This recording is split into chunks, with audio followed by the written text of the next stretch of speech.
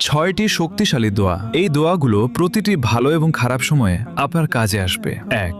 ভয় ও দুশ্চিন্তার জন্য দোয়া। হাসবুনাল্লাহু ওয়া নি'মাল ওয়াকিল। এটি হযরত ইব্রাহিম আলাইহিস সালামের দোয়া। যখন তাকে আগুনে নিক্ষেপ করা হচ্ছিল তখন তিনি এই দোয়া পড়েছিলেন, আল্লাহ তাকে রক্ষা করেছিলেন।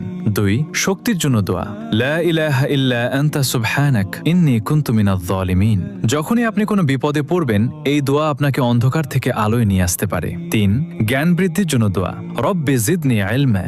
৪. যে কোনো কিছু পাওয়ার দোয়া। রব্বি ইন্নী লিমা আনজালতা ইলাইয়া মিন খায়রিন ফাকির। এটি হযরত মুসা আলাইহিস সালামের দোয়া। যখন তিনি একা ও বিপদে ছিলেন তখন এই দোয়া করেছিলেন, আল্লাহ তার জন্য পথ খুলে দিয়েছিলেন। ৫. বরকত ও রিজিকের জন্য দোয়া। আল্লাহুম্মা বারিক লানা। ৬. মনের কষ্ট দূরের দোয়া। আল্লাহুম্মা ইন্নী আউযু বিকা মিনাল হাম্মি ওয়াল হাযান। এটি হযরত মুহাম্মদ সাল্লাল্লাহু আলাইহি ওয়াসাল্লামের দোয়া। তিনি কঠিন সময়ে এই দোয়া পড়তেন, এটি মনে প্রশান্তি এনে দেয়। সবাই কমেন্টে আলহামদুলিল্লাহ